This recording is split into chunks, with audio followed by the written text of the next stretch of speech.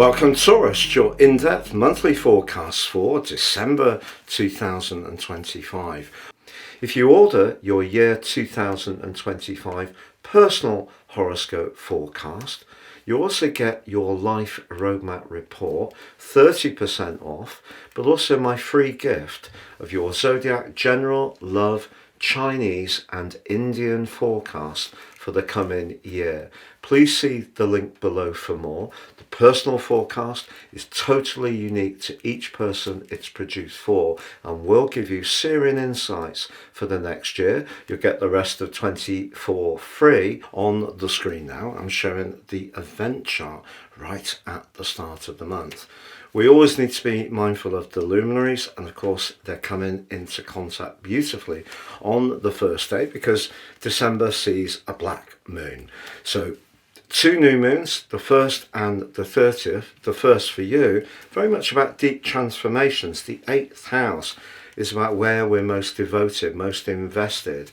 Where are you most devoted and invested?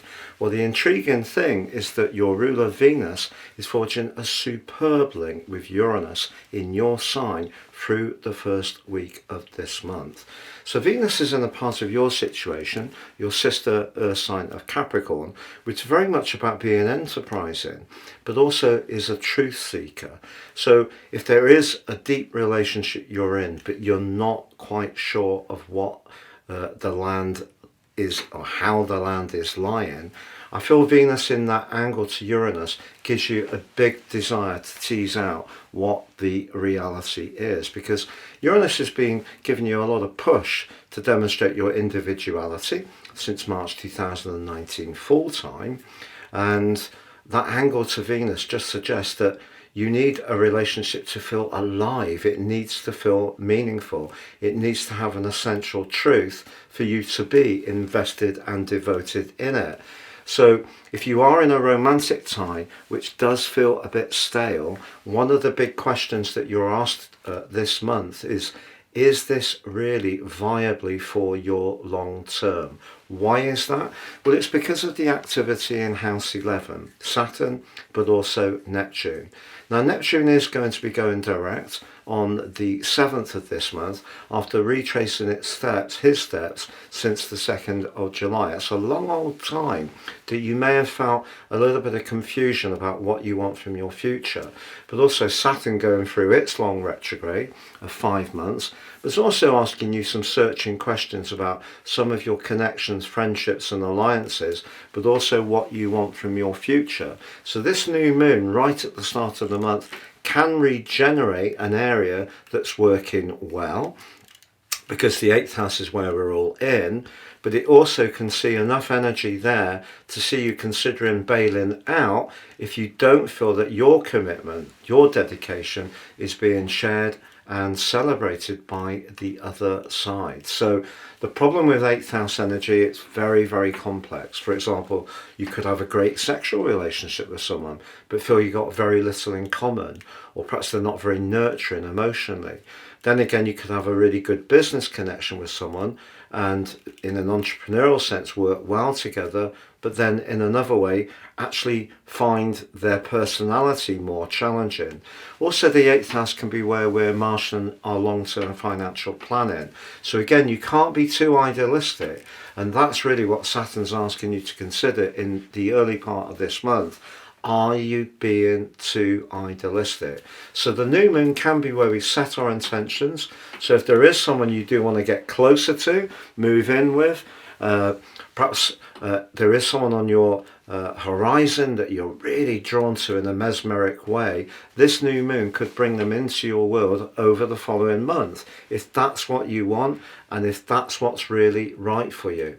But another juggle that you've got at the start of this month, along with that new moon being broadly square Saturn, which can be about the areas of life where we can face some challenges, is that Pluto's right at the top of your chart. So on that 10th house cusp, that's very influential, perhaps the most influential of all the things influencing your situation. what's going on with your professional situation. If you're not really sure, if you feel you're drifting a little bit, you're not really quite aware of exactly what you want to do, it will need to work with your home and emotional life. But with Mars right down on the 4th house, if you're not getting much encouragement or support from someone that you're supposed to be closely aligned to, and maybe they're a bit grumpy or defensive, that also can be something that makes you much more aware of what you want from that long-term plan. So Pluto right at the top of the chart does point towards transitions around your career, your employment, if you want to work for yourself, but having Mars broadly opposite all month, but particularly towards the end of the month, if you're not getting that support, that's something that makes you much more conscious of that. But that brings us through week 1. If you are single, you could have that charismatic connection because of Venus and Uranus. Can make something happen very quickly, and someone could make your pulse race. The cazimi, the Mercury cazimi on the 6th, is where the Sun and Mercury are side by side. In fact, Mercury's in the disk of the Sun as we see it from planet Earth. If you are someone who's interested in speculation or being more entrepreneurial, despite this inferior conjunction, because of the retrograde, you could still have a brilliant idea, because Mercury in the 8th house is a bit like turning your collar up on your detective's Mac and really getting beneath what's obvious and grappling with the deeper details and really penetrating to the core. So that can be good. But on the 6th, Mars does go retrograde. If you're not particularly happy in your emotional or home situation, right through to the 6th of January, you could find yourself really thinking very carefully about what to do. For example, if you've been going for a rental or a purchase, but you're not 100% sold on the proposition, the chances of rethinking it are probably quite strong. But on the 7th, Neptune does at least end that long retrograde. 42%, that's a heck of a lot of the year, isn't it? So if you have felt a bit unsure, even if your imagination has been incredible at times about what you want from your friendships, or even what your higher beliefs are, things could ease a little. Also Venus, your ruler, does move right to the top of your chart also on the 7th.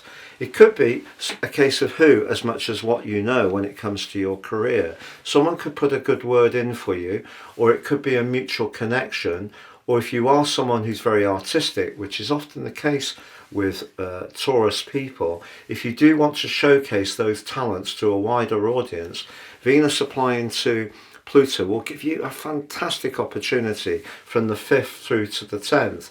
Do believe in yourself. It can be a time of transitions. Your people skills can also be very strongly enamoured during that period.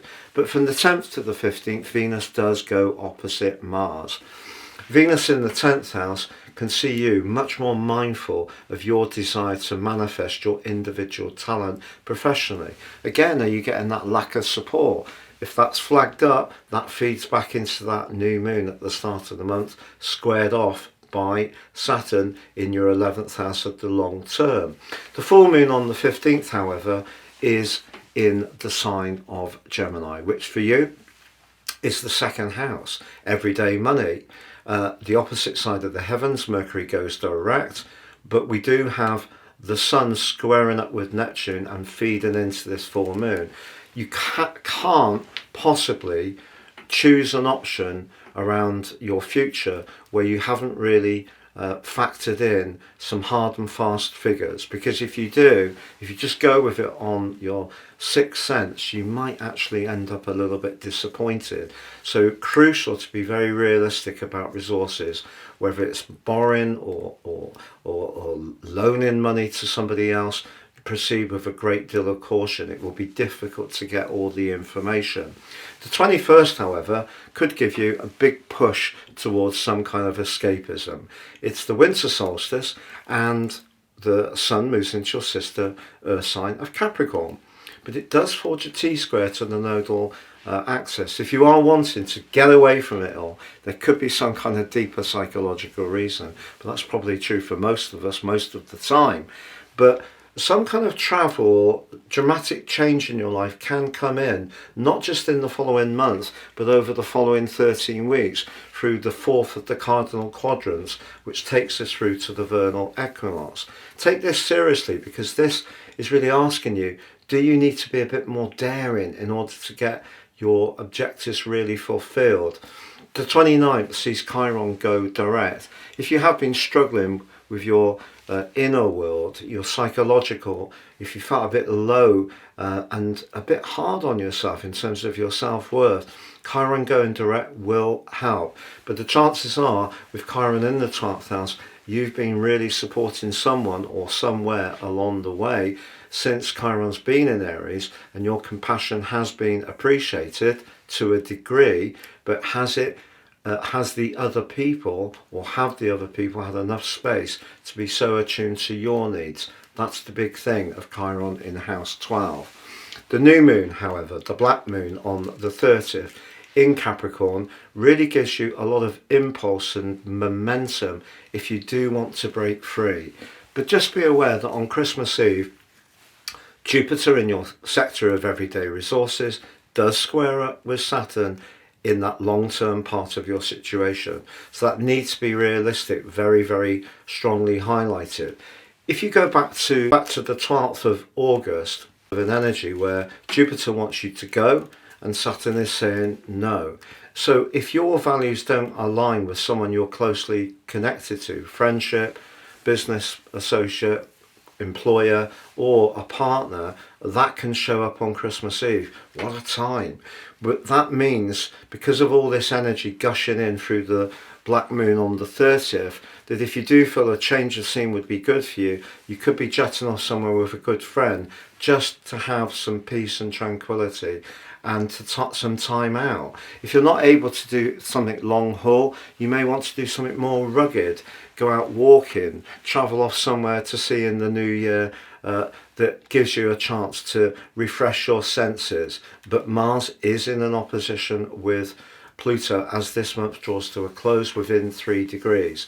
And that tenuous balance between what you need emotionally and what you need to be doing in your worldly interactions could be part of the equation that you're trying to unpick as this month and this year come to a close.